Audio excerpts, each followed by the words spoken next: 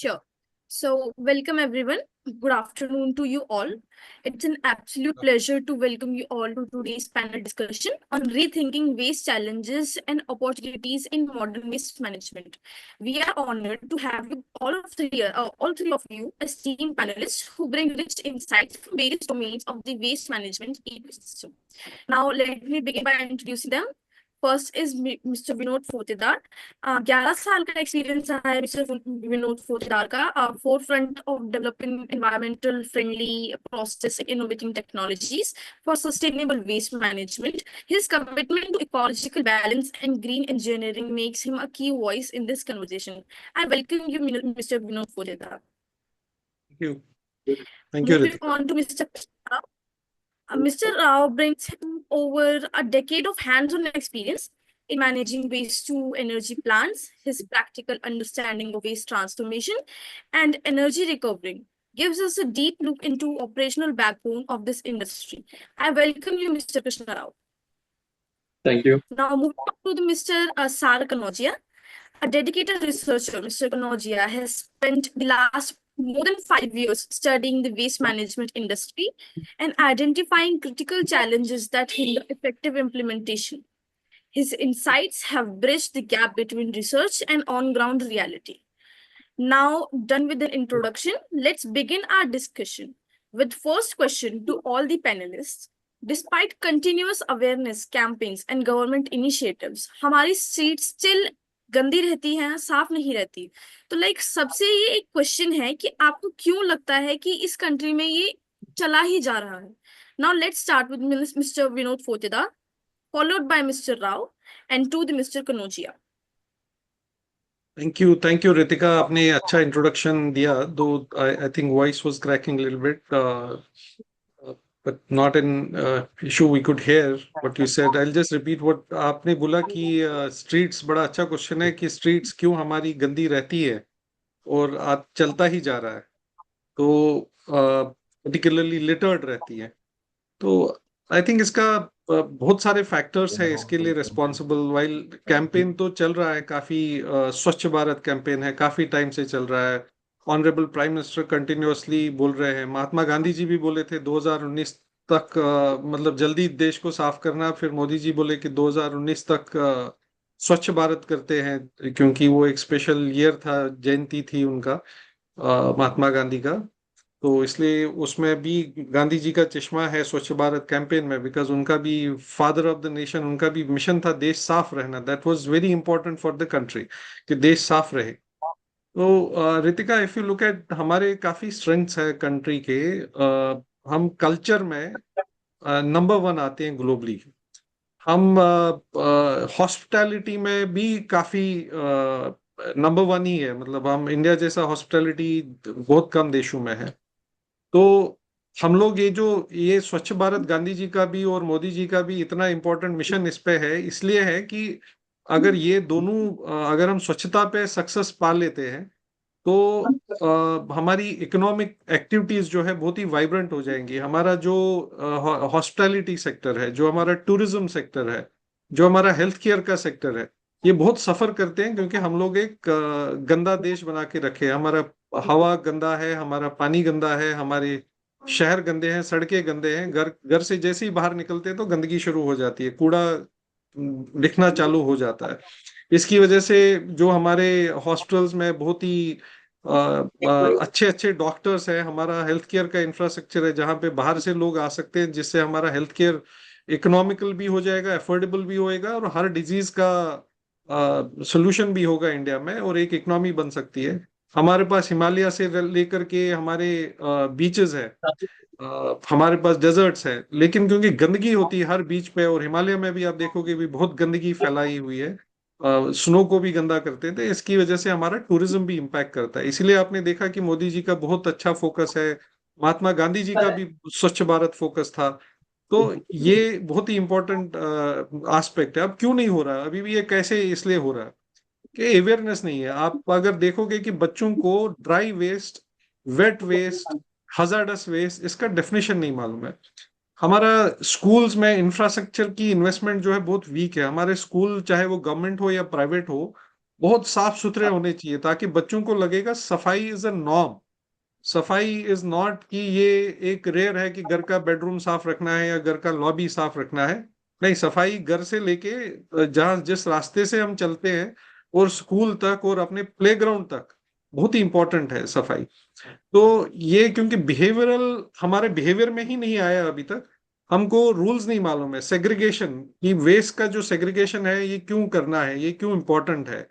तो वो हमारा सेग्रीगेटेड वेस्ट, क्योंकि ये ग्रीन वेस्ट है, उसको सेग्रीगेट करने का, वाइबली सेग्रीगेट करके उसको डिस्पोज करने का एक अलग तरीका है।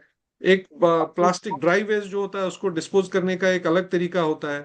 और इसको फेंकना नहीं होता, इसको जमा करके रखना है। जैसे हम अगर एक जगह पे रख फैला देते हैं कहीं पे भी उठा करके, फिर हम सोचते हैं कोई हमारे सफाई कर्मचारी भाई जो आएंगे उनको साफ कर लेंगे और हो गया साफ, उससे हम प्रॉब्लम बढ़ा देते हैं पूरे देश की, क्योंकि वो जो अनवाइबल हो जाता है प्लांट्स पे, उस तरह के कचरे को जिसमें डस्ट भी और प्लास्टिक भी मिक्स होता है, बड़ी प्रॉब्लम हो जाती है उससे। तो इसकी अवेयरनेस बहुत ज्यादा जरूरी है। आई थिंक अभी भी बच्चों के पास उनको ये वेस्ट किस किस टाइप का होता है, इसको सेग्रीगेट क्यों करना, और उसको हैबिट बनाना। हैबिचुअल मतलब सफाई, अब अगर हमारा वॉशरूम है स्कूल में, बहुत ही 5 स्टार होटल की तरह होना चाहिए। उसमें देश को कंजूसी नहीं करनी चाहिए, उसको समाज को कंजूसी नहीं करनी चाहिए। अगर किसी को डोनेट करना है तो पहले तो स्कूलों का एम्बियंस साफ सुथरा करे, एकदम उसके लिए डोनेट करे। वहां पे टॉयलेट्स एकदम साफ सुथरी हो, चाहे 5 स्टार होटल्स की हो, वैसे करे, ताकि बच्चों को नॉर्म लगे। सफाई नॉर्म है, गंदगी एक पुराना हमारे स्कूल में बोला जाता था, सफाई से इंसान इंसान है, गलीज और गंदा हैवान है। तो ये बच्चों के दिमाग में जब बैठेगा और वो बच्चे अपने पेरेंट्स को जब ये बताएंगे, तब फर्क पड़ेगा। क्योंकि पेरेंट्स तो अब गंदे हो चुके हैं, उनको कोई फर्क नहीं पड़ता, वो पान काट के कहीं पे भी फेंक देते हैं। तो बच्चों को बोलना पड़ेगा कि गलीज और गंदा जो है हैवान है, तो आप थोड़ा साफ हो जाइए। या over to you Ritika. And next is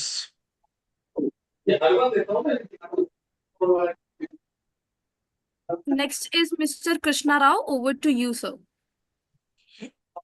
Hi, Ritika. Thank you for giving me this opportunity to work in this nice panel and talking on this subject, the most challenging subject in India for now.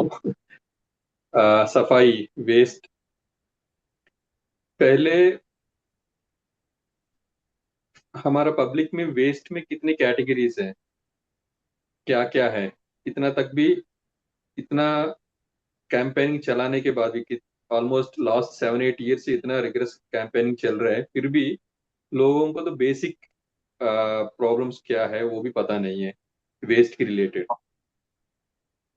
Main है waste कैटेगराइजेशंस में 5-6 category है जो सभी घर से निकलते हैं। एक है वेट वेस्ट, जो गीला कचरा, सब्जियां हो गया, वेजिटेबल्स, फ्रूट्स, जो फूड फूड लेफ्ट ओवर्स, ये सब कुछ वेट वेस्ट में आता है। ये वेट वेस्ट जो है, इसको प्रोसेस करने के तरीका अलग है, इसलिए इसको अलग से ही रखना पड़ेगा, इसको अलग से ही कलेक्ट करना है, अलग से ही ट्रांसपोर्ट करना है। The next waste is general waste. इसमें ड्राई वेस्ट, ये ड्राई वेस्ट में आपको प्लास्टिक, पेपर, क्लॉथ, ये सभी मटेरियल्स आता है जो जलता है।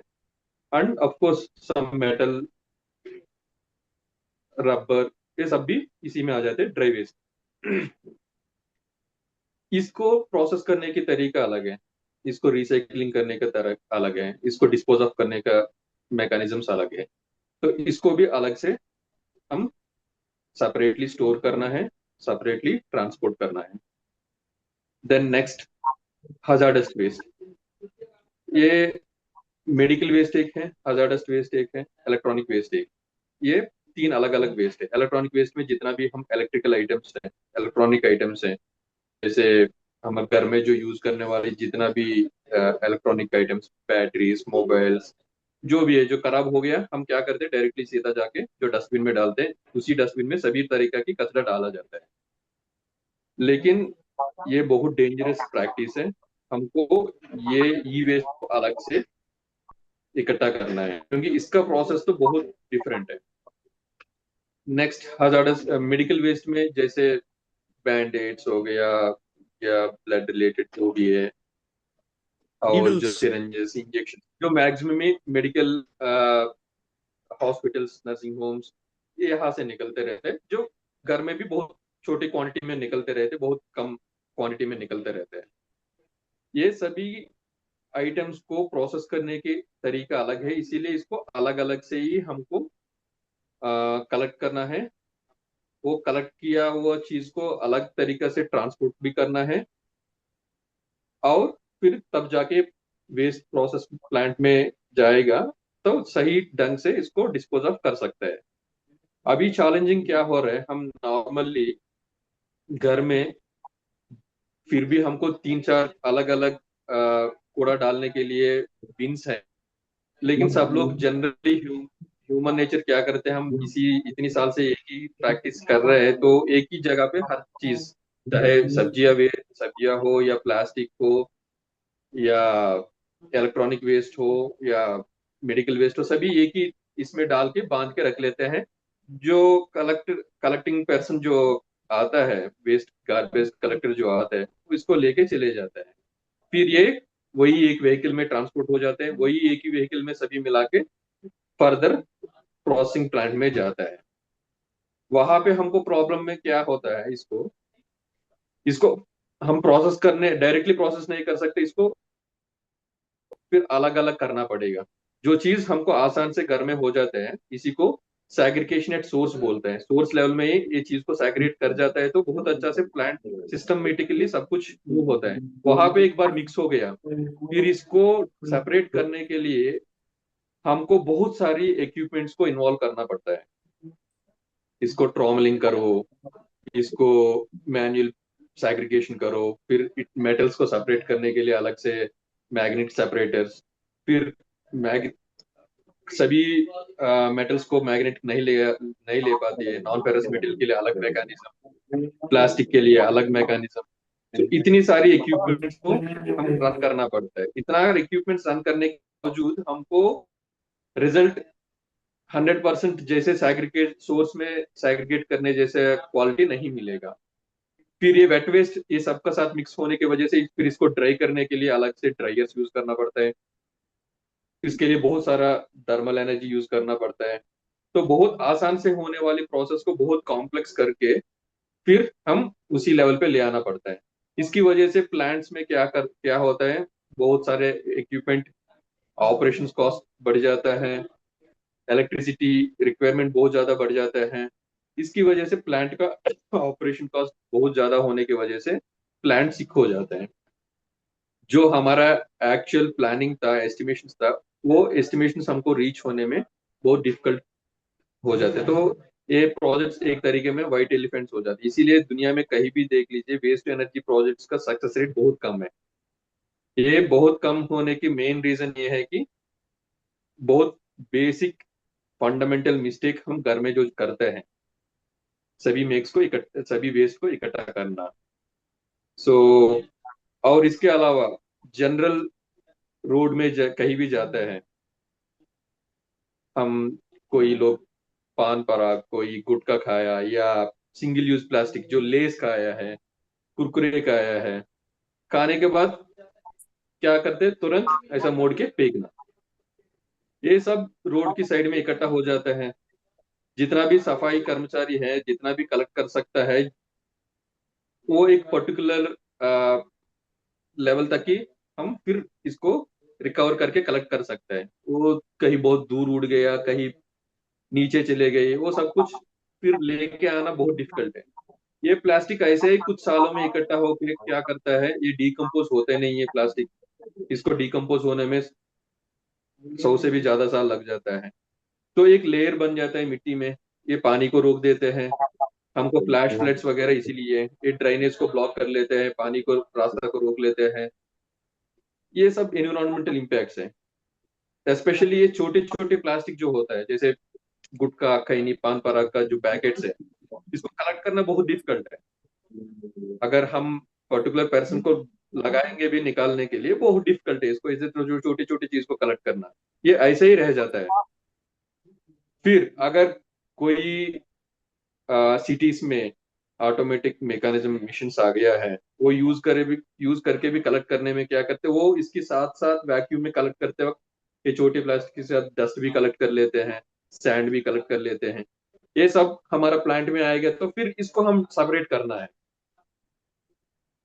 क्योंकि ये इनेट को हम डायरेक्टली ये सैंड या मिट्टी इसको हम प्रोसेस में नहीं ले सकता।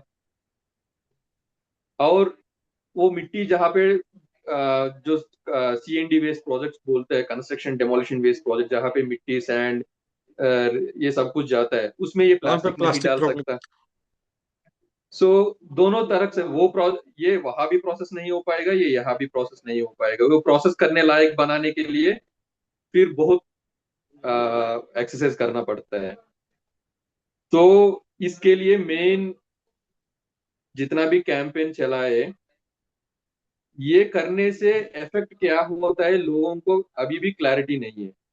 तो ये लोग जो सिंपल मिस्टेक जो घर में डेली बेसिस में हम करते हैं, इसकी वजह इसकी वजह से इन्वायरमेंटली हमको कितना इम्पैक्ट होता है वो इन लोगों को पता नहीं है, वो हम समझाना पड़ेगा।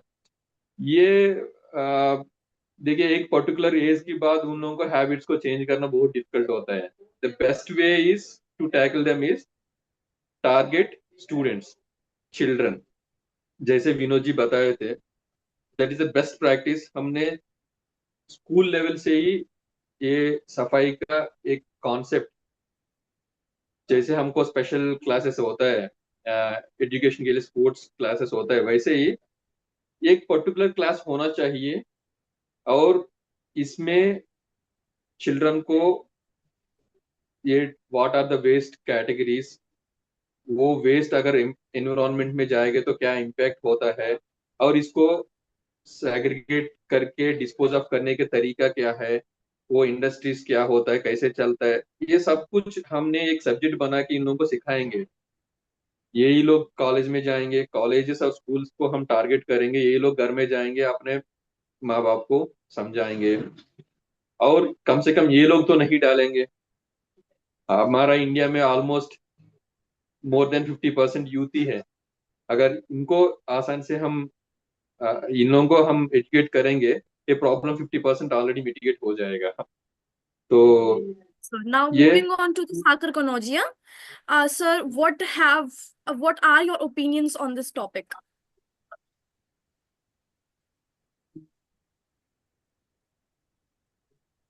Sir, your mic is mute actually. Please unmute yourself. I'm sorry. So thank you, Ritika. मेरा मैसेज बहुत क्लियर है कि जो वेस्ट मैनेजमेंट है ये हमसे शुरू होता है। तो स्टार्टिंग हम घर से करें, तो हम अपने घर में बेसिकली क्या कर सकते हैं, हम 2 बिन रख सकते हैं, एक वेट वेस्ट के लिए, एक ड्राई वेस्ट के लिए। तो जितना भी आपका गीला कूड़ा होता है, जैसे कि फ्रूट वेस्ट हो गया, सब्जियों का छिलके वगैरह हो गए, इन सबको आप वेट वेस्ट वाले बिन में डालिए। और जो भी आपका प्लास्टिक है, कागज है और वायर्स है, मेटल्स है, इस तरीके के वेस्ट को आप ड्राई वेस्ट बिन में डालिए। उसके बाद आप इसको प्रॉपर सोर्स के थ्रू प्रोसेस कर सकते हैं, जैसे कि कृष्णा जी ने बताया। और इसके अलावा जितने भी बायोमेडिकल वेस्ट होते हैं वो तो हमारे घर में कम मिलते हैं, लेकिन जो वेस्ट जनरेटर जैसे हॉस्पिटल्स हो गए, उन लोग को भी मेंटेन करना पड़ता है प्रैक्टिस। और ये काफी मैंडेटरी है कि ये प्रॉपरली एक प्रॉपर चैनल के थ्रू डिस्पोज ऑफ। इसके अलावा जो भी हमें इंडिया में जो सबसे मेन प्रॉब्लम आ रहा है कि ये मिक्सिंग ऑफ वेस्ट का ही आ रहा है, जो कि हम इस प्रॉब्लम से इस सॉल्यूशन से टैकल कर पाएंगे। अब नेक्स्ट आते हैं हम लिटरिंग में। जो भी हम ओपन देखते हैं कि बहुत ज्यादा कूड़ा हमारे रोड्स पे रहता है, कितने भी कैंपेन गवर्नमेंट चला दे तो उससे कुछ फर्क पड़ नहीं रहा। तो वो हमें खुद ही एजुकेट करना पड़ेगा, जो कि विनोद जी और कृष्णा जी ने ऑलरेडी कवर कर लिया। मैं आपको एक बेसिक सा फैक्ट बताता हूँ कि हम लोग 150 करोड़ के जनसंख्या वाले लोग हैं। और अगर हम सिर्फ 1% को भी एजुकेट कर कि वो पर डे 10 ग्राम कूड़ा भी ना डाले, तो हम पर डे 1500 टन का वेस्ट हम प्रिवेंट कर सकते हैं अपनी स्ट्रीट। और अगर ये 1500 टन पर डे को हम मल्टीप्लाई कर दे 365 डेज पूरे साल से, तो जो वेट आता है वो अराउंड होता है 1 लाख एलिफेंट्स का, जो भी हाथी होते हैं उनका जितना वेस्ट होता है। मैं कॉमन लैंग्वेज में जाना चाह रहा हूँ, इतना वेस्ट हम पूरे साल में प्रिवेंट कर सकते हैं। अपने नेचर से।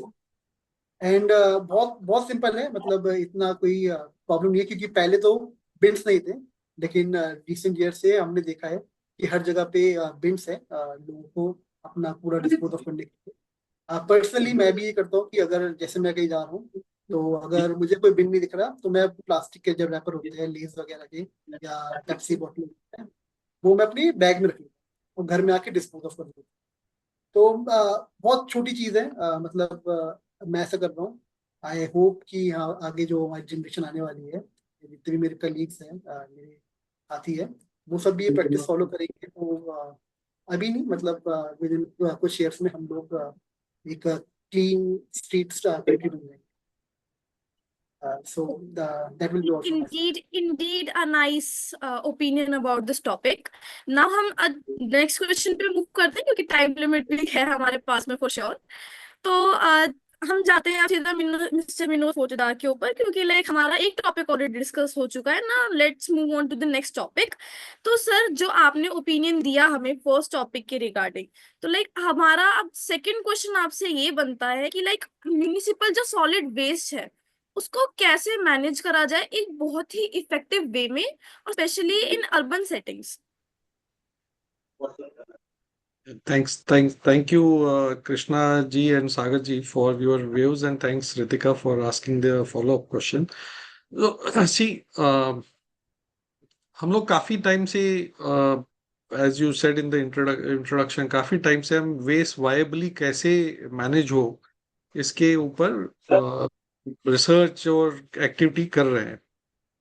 तो जो हमको अभी लग रहा है कि द ओनली वायबल सोल्यूशन और अफोर्डेबल सोल्यूशन जो है वो हब एंड स्पोक मॉडल है, क्योंकि उस मॉडल से एक तो एंटरप्रेन्योरशिप जनरेट हो जाएगी, व्यवसाय बहुत लोगों के लिए खड़ा हो जाएगा, और दूसरा उसका एडवांटेज ये है कि नियर नेबरहुड में ही वेस्ट को डिस्पोज ऑफ किया जा सकता है, वेस्ट को हैंडल किया जा सकता है।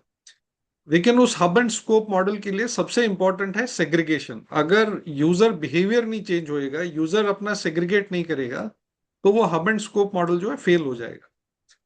जैसे आपके घर से 3 टाइप का, और उसमें म्युनिसिपैलिटी का रोल भी इंपॉर्टेंट बनता है, क्योंकि उनको भी एक्चुअली एक नया एक्ट है जिसमें 2016 में बना और 2024 में उसका कुछ मॉडिफिकेशंस है, ड्राफ्ट तैयार हो रही है। उसमें म्युनिसिपैलिटीज के ऊपर भी पेनल्टी लगनी चाहिए, और प्रोविजन है उसमें, और यूजर वेस्ट जनरेटर्स के ऊपर में, जैसे हम रेजिडेंशियल हो गए, कमर्शियल हो गए, ऐसे बहुत सारे लोगों के ऊपर, अगर वो प्रॉपरली वेस्ट को इकट्ठा नहीं करते, मतलब अलग अलग टाइप का वेस्ट अलग अलग तरीके से इकट्ठा करके नहीं करते, और दूसरा उसको मतलब हैंड ओवर नहीं करते हैं प्रॉपर ऑथराइज पर्सन को, कि जो पर्सन कलेक्ट कर रहा है उसको वो ऑथराइज होना चाहिए। नहीं तो क्या होता है कि अभी जो करंटली ये प्रॉब्लम जो है, इसमें एक बहुत बड़ा माफिया प्ले में है। अभी प्लास्टिक जो है ये कलेक्ट किया जाता है और इसको बड़े अनसाइंटिफिक वे में डिस्पोज किया जाता है, जिससे आप एयर पोल्यूशन भी देखते हैं काफी होता है। जैसे इसको रेस्टोरेंटों में तंदूर में यूज किया जाता है हीटिंग के लिए, इसको ब्रिक क्लिन्स में यूज किया जाता है, इसको बॉयलर्स में अनऑथराइज तरीके से यूज किया जाता है, परमिटेड क्वांटिटी से बहुत ज्यादा, क्योंकि ये सस्ता पड़ता है। ये जो एक आरडीएफ फॉर्म में कन्वर्ट किया जाता है, जो हम वेस्ट बाहर फेंकते हैं, क्योंकि इसमें प्लास्टिक, कागज, ड्राई वाई सब मिक्स होता है, तो इसको बहुत ही, ये कोयला और बाकी चीजों से सस्ता पड़ता है, लेकिन बहुत ही लेथल होता है हेल्थ के लिए, एयर पोल्यूशन के लिए। तो वो जो पेनल्टीज इंपोज करनी है और जो इसकी मॉनिटरिंग है वो इंप्रूव करनी पड़ेगी, जिसमें पोल्यूशन कंट्रोल बोर्ड का रोल आता है, सिटीजन्स का रोल आता है। उनको समझना चाहिए कि दंड नहीं मिल रहा है तो दंड का वेट ना करें वो, कि दंड ही मिले। जैसे रेड लाइट पे जब तक ट्रैफिक लाइट को जंप करना है, उसके लिए अगर पेनल्टी नहीं लगेगी तो हर आदमी रेड लाइट को जंप ही करता है, वो बोलता पेनल्टी तो लगनी नहीं, मैं एक ने जंप किया मैं भी जंप कर लूंगा। तो वो इसमें चलेगा नहीं, क्योंकि वहां भी वो लेथल है, वहां भी एक्सीडेंट होते हैं, लेकिन यहाँ पे मास किलिंग होगी। जैसे बहुत सारे डॉक्टर्स बोलते हैं 2030 will be the cancer pandemic, cancer decade of 2030 will be A cancer decade. तो ये थोड़ा बहुत ही इंपॉर्टेंट एस्पेक्ट है। सोल्यूशन इसका segregation, proper handing over, penalties, monitoring, और उसके बाद प्रोसेसिंग फैसिलिटीज। जैसे मैंने बोला हब, एक हब पे एक जगह आप जो छोटे छोटे बायोगैस प्लांट्स लगा सकते हैं ग्रीन वेस्ट को हैंडल करने के लिए, प्योर ग्रीन वेस्ट को हैंडल करने के लिए, जिसमें कोई इम्प्यूरिटीज नहीं हो। दूसरा, एक फैसिलिटी पे जहाँ पे प्लास्टिक मैनेज हो सकता है, जहाँ पे साइंटिफिकली अप्रूव्ड साइट है जहाँ पे प्लास्टिक और ड्राई वेस्ट जो है उसको डिस्पोज किया जा सकता है। तो ऐसे करके अलग अलग फैसिलिटीज लगाई जा सकती है which is near the source of pollution, ताकि ट्रक भी नहीं लगाने, बतेरे ट्रक वो भी पोल्यूट करते हैं। एक जगह से दूसरी जगह 30 किलोमीटर दूर वेस्ट लेके जाना है, 50 किलोमीटर का बात कर रहे हैं अभी, ये 50 किलोमीटर दूर हम एक वेस्ट साइट बना रहे हैं। ऐसा नहीं हो, हमारा वेस्ट दूसरे का प्रॉब्लम नहीं बनना चाहिए। ये बड़ा एनवायरमेंट फ्रेंडली वे में डिस्पोज किया जा सकता है और पॉसिबल है। Thank you. What do Okay, you so Ritika? now moving on to the next question to Mr. Krishna Rao. So sir, आप directly involved रही हैं waste to waste energy plants को operate करने में, as I have heard. तो like आपको क्या लगता है कि जो ये unsegregated waste है, इसको इसका major roadblock क्या है, major प्रॉब्लम क्या है, और साथ साथ में क्या आप हमें कुछ ऐसे स्पेसिफिक challenges बता सकते हैं जो आपने प्रोसेसिंग साइट पे फेस करे हो? मैं मेरे पहले सेशन में यही बात कर रहा था।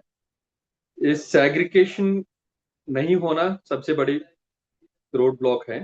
वो क्यों नहीं हो रहा है उसके लिए भी हम लेंथ एंड डेप्थ में डिस्कस किया है।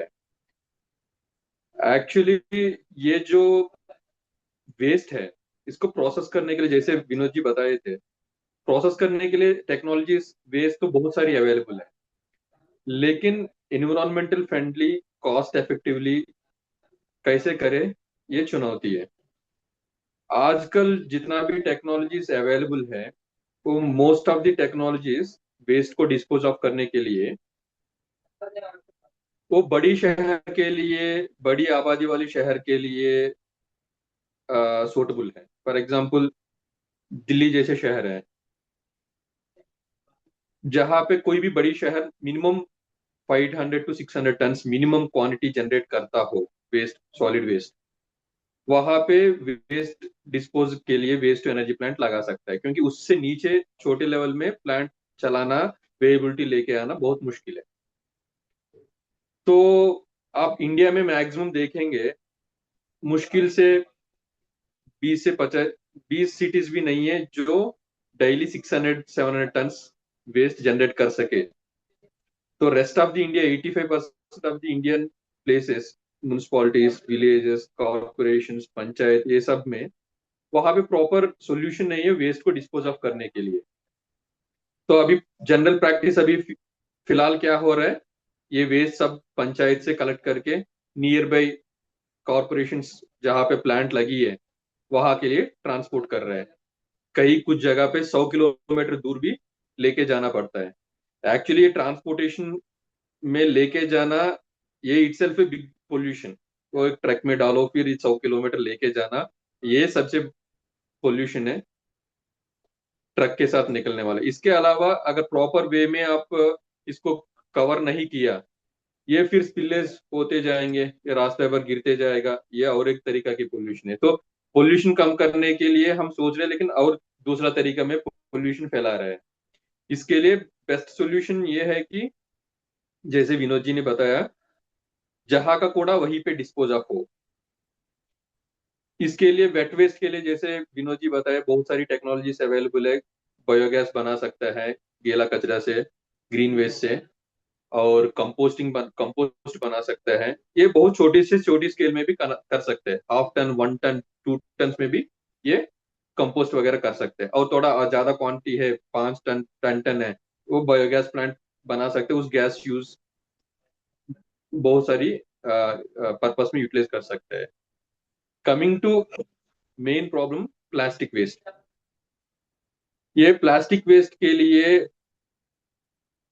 बहुत सारी टेक्नोलॉजीज अवेलेबल नहीं है। एक है ये प्लास्टिक को रिसाइकिल करना है, या एंड ऑफ लाइफ, मतलब इसको and of life dispose of करना है, टोटल खत्म करना है।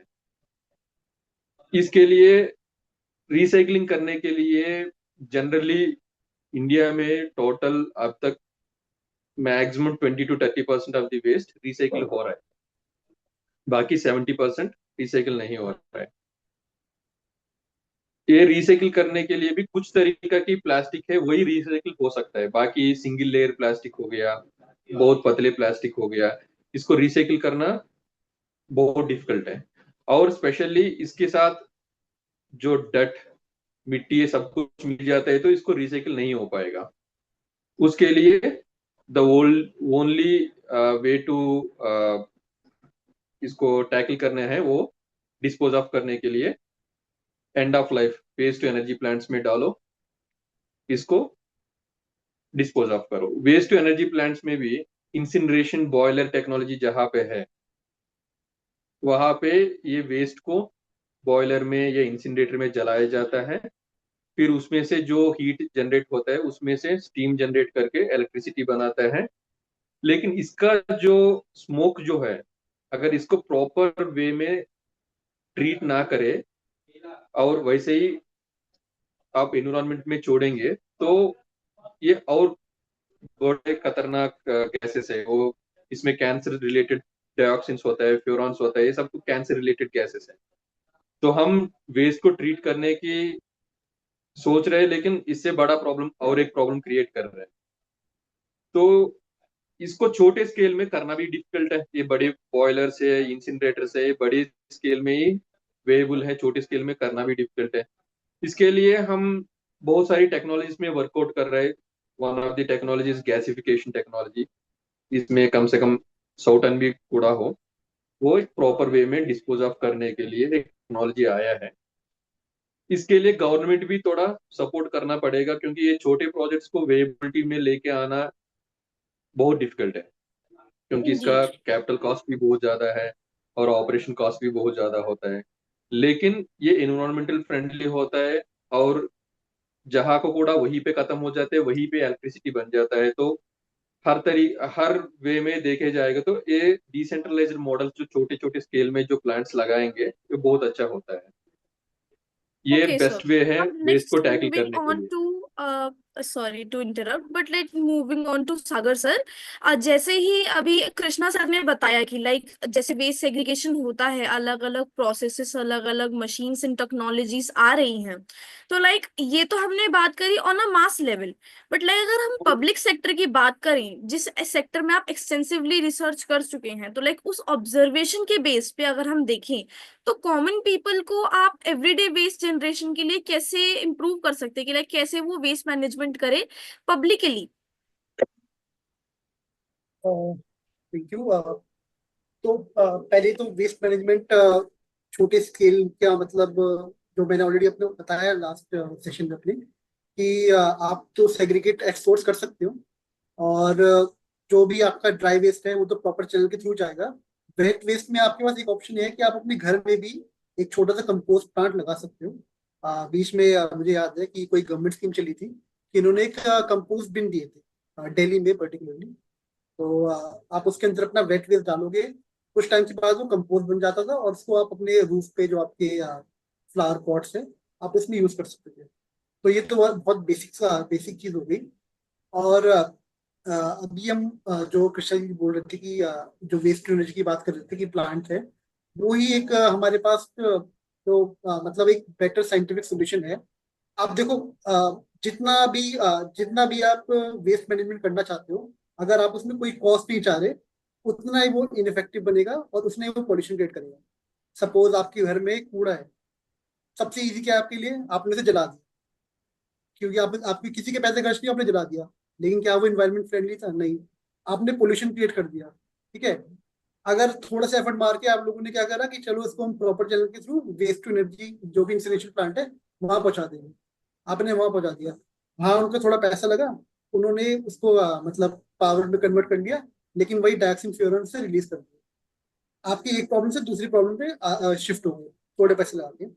फिर थर्ड आते जो गैसिफिकेशन टेक्नोलॉजी जो कृष्णा जी भी बता रहे थे, उसमें हाँ मैं मानता हूँ कि इसमें कॉस्ट ज्यादा लगता होगा, लेकिन वो पूरा जितना मैंने स्टडी किया है पूरा वो क्लोज लूप है। उसमें कोई भी डाइऑक्सिन फ्यूरन बाहर नहीं निकलते। जो भी प्रॉपर आपकी गैस फॉर्मेशन होती है, कोई भी ऑक्सीजन में बर्निंग नहीं होती। तो बहुत ही क्लीन और इन्वायरमेंटली फ्रेंडली प्रोसेस है वो। और आई थिंक हमें वही फॉलो करना चाहिए इस टाइम पे।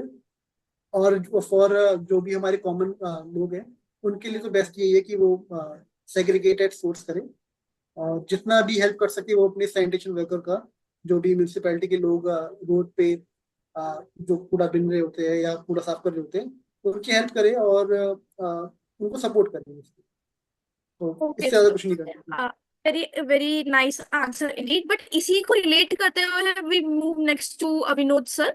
तो लाइक सर, जैसे अभी रिसेंट स्टूडेंट्स हैं, ग्रेजुएट्स हैं, तो लाइक वो बहुत ईगर है कि सस्टेनेबल प्रैक्टिसेस को कंट्रीब्यूट करने के लिए। इवन कॉलेजेस आल्सो इनिशिएट की कुछ सस्टेनेबल प्रैक्टिसेस ऐसी वो ऑप्ट करें जो कि एनवायरनमेंट को हेल्प भी करे, साथ साथ में स्टूडेंट्स को मोटिवेट भी करे to initiate in sustainable practices and circular economy models. तो लाइक आपका क्या कहना है कि ऐसी कौन सी अपॉर्चुनिटीज हैं जो यंग प्रोफेशनल्स हैं वेस्ट मैनेजमेंट के सेक्टर में, तो उनके लिए ऐसी कौन सी अपॉर्चुनिटीज हैं जो उनको बहुत ज्यादा हेल्प कर सकती है? तो रितिका, आपके दो क्वेश्चन के दो पार्ट है। एक तो उनकी सस्टेनेबल प्रैक्टिसेस जो है कि वो जरूरी नहीं है कि वो प्रोफेशनली एंटरप्रेन्योर्स बने या बिजनेस में आए। सो एक तो जहां पे भी वो काम करें वहां पे जो भी उनकी थिंकिंग है, इंटरनल ऑर्गेनाइजेशन में जब भी वो कोई सोल्यूशंस डिलीवर करें या काम करें या घर में है, तो they need to be careful about the waste that they generate. तो ये तो एक पार्ट है उसमें, they need to be sensitive, उसको धर्म समझना है, तभी हमारी इकोनॉमी अच्छा करेगी और तभी हम लोग जो है हेल्थ वाइज सेफ रहेंगे। अगर वो नहीं उसको धर्म समझते हैं तो वो प्रॉब्लम हो जाएगा। मतलब it is with they have to be conscious. वो प्रॉब्लम हो ही रही है। I mean you must be observing कि इम्यूनिटी लेवल लोगों की बहुत खराब हो रही है, बार बार कोल्ड जुकाम नजल ये सब चल कंटिन्यूस प्रोसेस में है। So they need to be sensitive, one. Two is circular economy में उनका रोल जो है एज एंटरप्रेन्योर्स और एज बिजनेसेस, स्मॉल बिजनेसेस, जैसे अभी तक हमने बोला कि जब हब एंड स्पोक मॉडल में डाउन स्ट्रीम में पहले जब तक वेस्ट एक वेस्ट प्लांट तक आ जाता, वो वहां पे क्या कर सकते हैं, जो ग्रीन एक तो कलेक्शन में रोल प्ले कर सकते हैं। Lot of them can enter into business of collecting the waste from households in a scientific and in a modern way. ये वो पुराने तरीके से नहीं करना है, in a modern neat and clean way. So lot of them, जैसे हमने उबर ओला को रेवोल्यूशनाइज किया या बाकी चीजों को, taxis, the way we take rides, उसमें मॉडर्नाइजेशन हुआ। या हमारा मेट्रो नीट एंड क्लीन, देखिए कितना मेट्रो स्टेशन में एक बार जाते तो we feel proud of that. So जैसे बाकी चीजों में मॉडर्नाइजेशन हो रहा है, वैसे हमें कलेक्शन में मॉडर्नाइजेशन में they can get into that business. They can set up the small biogas plants and there are several. एक एंटरप्रेन्योर अगर 10 छोटे 15 20 छोटे छोटे 1 टन 2 टन के बायोगैस प्लांट्स लगा देता है, which becomes naturally a big business in his area, उसको इधर उधर जाने की भी जरूरत नहीं है। ये तो डाउन स्ट्रीम में, while the waste comes from their residents और बल्क जनरेटर्स और स्मॉल जनरेटर्स, वहां पे रोल प्ले कर सकते हैं। उसके बाद जब और दूसरा, जैसे कोई टायर वाले बिजनेस में टायर्स या इलेक्ट्रॉनिक वेस्ट में इलेक्ट्रॉनिक के जो रिसाइकलेबल कंपोनेंट्स है उसको सेग्रीगेट कर सकता है और प्लास्टिक किसी दूसरी जगह बेच सकता है या कोई दूसरे कंपोनेंट्स है दूसरी जगह बेच सकता है। तो छोटे छोटे रिसाइकलिंग यूनिट्स लग सकते हैं इलेक्ट्रॉनिक वेस्ट के। बैटरी जो लिथियम आयन बैटरीज है, इनका वेस्ट छोटे छोटे यूनिट्स लगा सकते हैं साइंटिफिक वे में। और एक बार उसके पास जो वेस्ट की अलग अलग कैटेगरी बन गई उसकी रिसाइकलिंग करने के बाद, then they can send it to plants जहां पे जो हब पे है, जो स्कोप से निकल के अभी हब पे आ जाते हैं, वहां पे जहां पे उसकी प्रोसेसिंग प्रॉपर हो सकती है। अब एक हब की ओके। एग्जांपल लेते हैं, जैसे हम लोग कर रहे हैं, तो उसमें हम लोग ग्रैन्यूल्स बनाते हैं। तो वो ग्रैन्यूल्स जो है वो एक चप्पल बनाने वाला एक उद्योग लगा सकता है अपने लोकल एरिया में, जहां पे हमारा प्लांट है, हम लोग उसको ग्रैन्यूल्स लोकली बना अवेलेबल कर सकते हैं। वो बड़े अच्छे क्वालिटी के स्लीपर्स बना सकता है जो वो लोकली बेच सकता है। Much much he will make margins and the people will get. Thank you so much for our esteemed panelists for sharing such thoughtful and thought-provoking insights. Your perspectives had not even enlightened the only gaps in our current system, but also sparked hope for a cleaner, greener, and future driven by innovation and collaboration. Let this conversation be a starting point for a stronger action, better policies, and more responsible citizen participation. Now, thanking you all for joining us today. I thank Mr. Vinod Fotida, Sagar Kanodia, and Krishna Rao. Let's hope that we meet again and discuss more informative topics regarding such. Thank you, Ritika. Thank you. Thank you. Thanks, Thank you, everyone. everyone. Thank you, Thank you. sir. Thank you.